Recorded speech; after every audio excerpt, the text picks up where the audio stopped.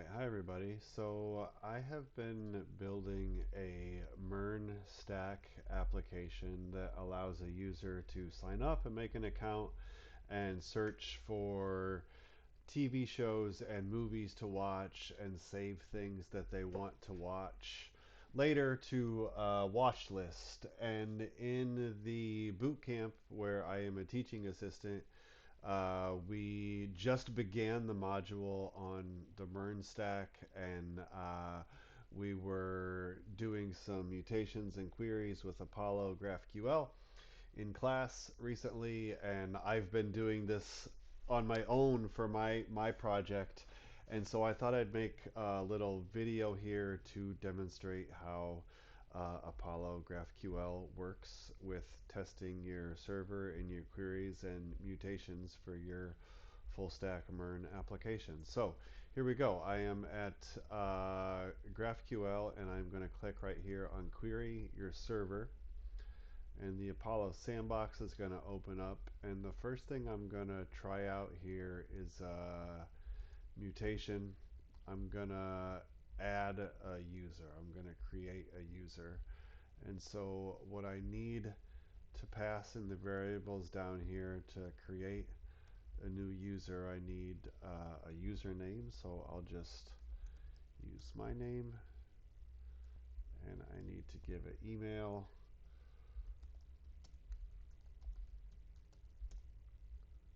That should work just fine. And a password.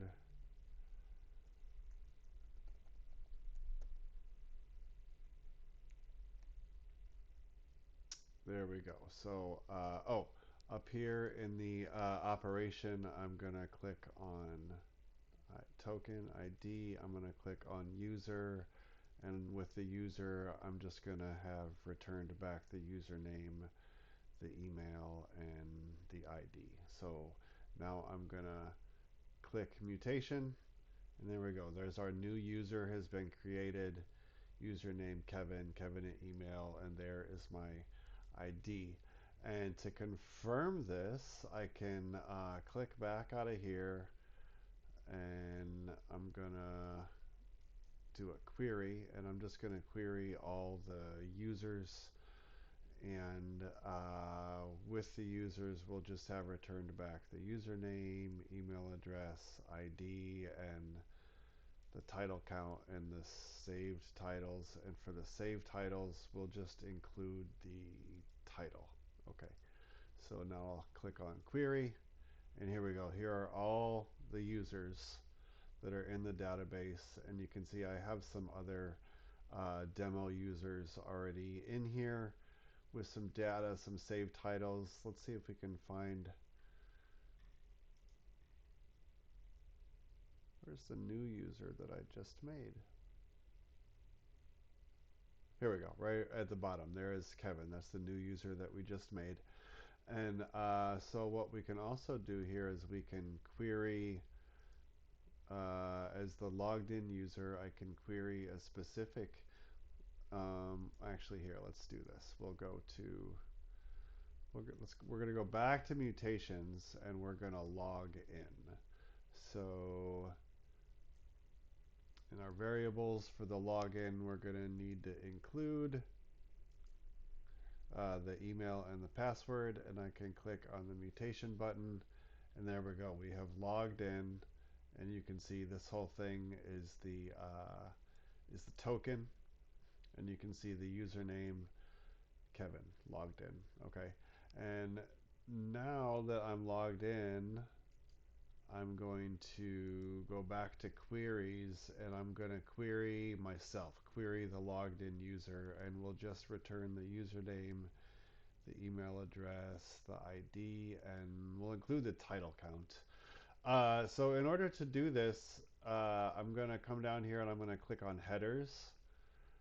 And for the header key, we're going to use authorization. And then I'm going to come over here and I'm going to copy the token. And I'm going to put that right in here for the value. And now I can query myself. And here we go. Comes back Kevin an email, and the ID and the title count, which are the things that I opted to include. And the title count is simply the number of the saved titles, and I haven't saved any titles for this test user. Okay, there we go. So no titles are saved, so we have a title count at 0. And let's just test, we'll run through one more mutation here. Let's delete this user that we just made. So I'm gonna include the username, the ID, and the email, and property password. And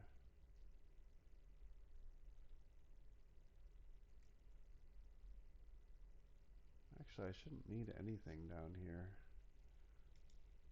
There we go. The user has now been deleted, and we can confirm that again by going back to our queries and query all of the users. We'll just ask for the usernames, and here's our list of usernames, and you see Kevin is nowhere on this list, so that user has in fact been deleted. So that's a little fun with the Apollo GraphQL sandbox. It's a really handy tool. If you're not familiar with it, you should check it out. Thanks for watching.